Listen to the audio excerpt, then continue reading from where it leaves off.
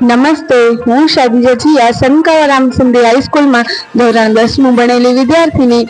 આજે મને બોર્ડની એક્ઝામમાં 88% તેમજ 93% આવેલા છે, જેનો શ્રેય હું મારી શાળાને આપવા ઈચ્છું છું, કારણ કે મારી શાળામાં નિયમિત વીકલી ટેસ્ટ તેમજ યુનિટ ટેસ્ટનું પણ આયોજન કરવામાં આવતું હતું. અમારી શાળામાં વાંચનની પ્રેક્ટિસ નાના ધોરણથી જ કરવામાં આવતી હતી.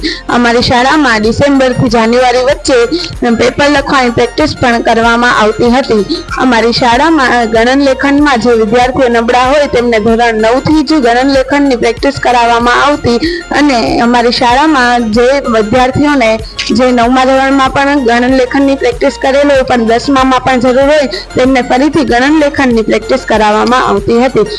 અમારી શાળામાં આ શૈક્ષણિક પ્રવૃત્તિઓ ઉપરાંત અન્ય પ્રવૃત્તિઓ જેમ કે વિજ્ઞાન અને ટેકનોલોજીના પ્રયોગોની પ્રવૃત્તિઓ, ખેલ મહાકુંભ, કલા મહાકુંભ અને વ્યસન મુક્તિના કાર્યક્રમો પણ કરાવવામાં આવતા હતા.